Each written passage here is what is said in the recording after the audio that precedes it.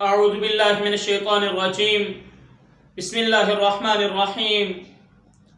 احباب زیوکار، ایک نہایت ہی اہم اور نہایت ہی خوبصورت پیغام کے ساتھ آپ احباب کی خدمت میں حاضر ہوا ہوں۔ پیغام یہ ہے کہ بندوں پر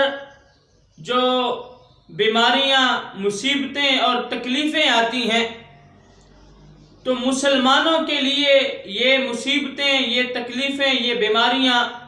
اکثر اوقات عام طور پر باعث رحمت ہوتی ہیں۔ تو بندہ مومن کو ایسے حالات کے اندر، دکھ اور مصیبت کے وقت صبر کر کے رب تعالیٰ کی رضا پر راضی رہ کے اجر و ثواب کمانا چاہیے، نہ کہ چھوٹی چھوٹی تکلیفوں پر واویلا کر کے، شور مچا کے اور ناشکری کا انداز اپنا کے اپنے رب کو بندہ اور ناراض کرے اور اپنے آپ کو اس تکلیف، مصیبت اور پریشانی پر ملنے والے اجر و ثواب سے محروم کر بیٹھے۔ تو اس سلسلے میں ہمارے بزرگان دین رحمہم اللہ تعالی کا کیا طریقہ کار تھا اور وہ کتنے حریص تھے اس اجر و ثواب کے، اس مصیبت اور پریشانی پر صبر کر کے اجر و ثواب کمانے کا کتنا جذبہ ہمارے بزرگان دین کے اندر موجود تھا۔ اس سلسلے میں ایک واقعہ آپ حضرات کی گوش گزار کرنا چاہوں گا۔ شارح بخاری حضرت علامہ مولانا مفتی شریف الحق امجدی رحمہ اللہ تعالی نزہۃ القاری فی شرح بخاری کی جلد نمبر 2 میں بڑا ہی خوبصورت واقعہ لکھتے ہیں۔ فرماتے ہیں کہ حضرت عروہ رضی اللہ تعالی عنہ، جو کہ مشہور صحابی رسول اور حواری رسول صلی اللہ علیہ وسلم، حضرت زبیر بن عوام رضی اللہ تعالی عنہ کے صاحبزادے ہیں، اور جن کی والدہ ماجدہ حضرت سیدتنا اسماء بنت ابی بکر صدیق رضی اللہ تعالی عنہا ہے، اور آپ ام المومنین حضرت عائشہ صدیقہ رضی اللہ تعالی عنہا کے بھانجے ہیں، اور حضرت عبداللہ ابن زبیر رضی اللہ تعالی عنہ کے سگے بھائی ہیں، اور آپ رضی اللہ تعالی عنہ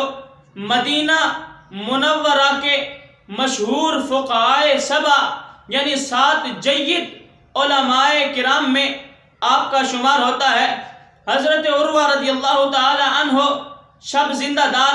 بزرگ تھے، اور روزانہ بلا ناغہ چوتھائی قرآن شریف مصحف شریف سے دیکھ کر دن میں تلاوت فرماتے، اور اسی طرح چوتھائی حصہ رات کو تہجد میں پڑھتے تھے۔ خلیفہ ولید بن عبد الملک آپ کے بارے میں کہتا تھا کہ اگر کسی نے کوئی جنتی شخص دیکھنا ہو تو وہ حضرت عروہ رضی اللہ تعالی عنہ کو دیکھ لے۔ تو احباب زیوکار، وہ حضرت عروہ رضی اللہ تعالی عنہ ایک مرتبہ خلیفہ ولید بن عبد الملک کے پاس تشریف لے گئے، تو راستے میں سفر کی وجہ سے چلتے ہوئے آپ کے پاؤں میں آکیلا ہو گیا۔ احباب زیوکار، آکیلا یہ وہ بیماری ہے جو بندے کے عضو کو سڑا دیتی ہے۔ تو خلیفہ ولید بن عبد الملک نے عرض کی کہ یا حضرت آپ آپریشن کروا لیجئے، تو آپ رضی اللہ تعالی عنہ اس بات پر راضی نہ ہوئے، چنانچہ وہ مرض بڑھتا بڑھتا پنڈلی تک پہنچ گیا۔ اب خلیفہ ولید بن عبد الملک نے عرض کی کہ عالی جاں، اب تو پاؤں کٹوانا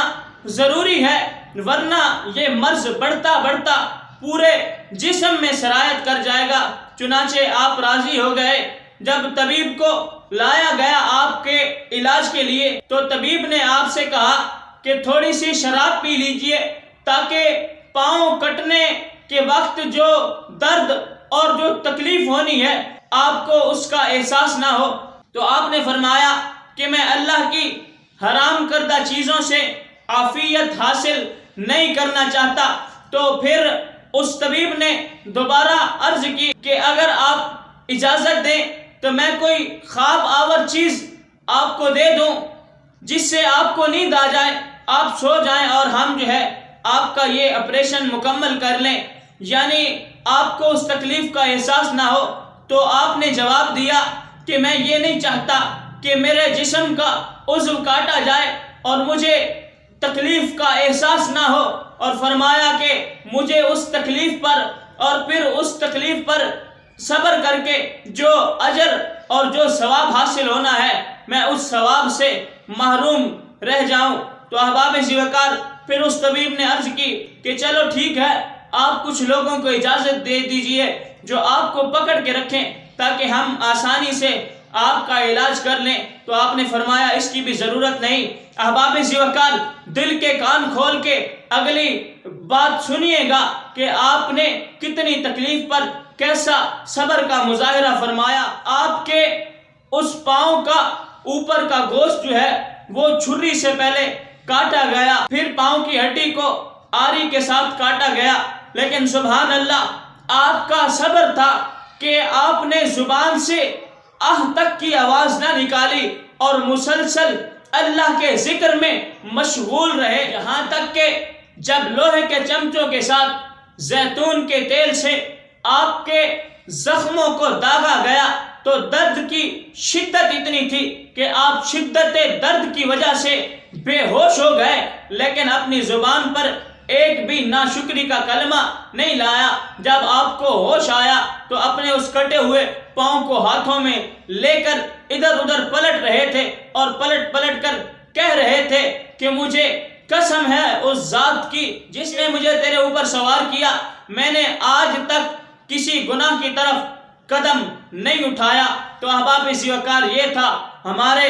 اسلاف کا طریقہ، اور یہ ہے ہمارے اسلاف کی روشن سیرت کہ انہوں نے اتنی سخت تکلیفوں میں اور اتنی سخت مصیبتوں میں اس قدر صبر کا مظاہرہ کیا اس اجر و ثواب کے حصول کے لیے۔ تو آج بندہ مومن کو اپنے ان اسلاف کی، اپنے ان بزرگان دین کی سیرت کو اپنے سامنے رکھنا چاہیے، اور مصیبتوں، تکلیفوں، پریشانیوں میں بندے کو کوئی ناشکری کا انداز جو ہے وہ نہیں اپنانا چاہیے، بلکہ صبر کر کے ان تکلیفوں، ان بیماریوں پر رب تعالیٰ کا شکر ادا کر کے رب تعالیٰ سے وہ اجر اور وہ ثواب جو اس مصیبت اور تکلیف اور پریشانی پر رب تعالیٰ نے اپنے بندے کو عطا فرمانا ہے، وہ ثواب بندے کو جو ہے حاصل کرنا چاہیے۔ دعا ہے اللہ رب العزت عمل کی توفیق عطا فرمائے۔ وآخر دعوانا الحمدللہ رب العالمین۔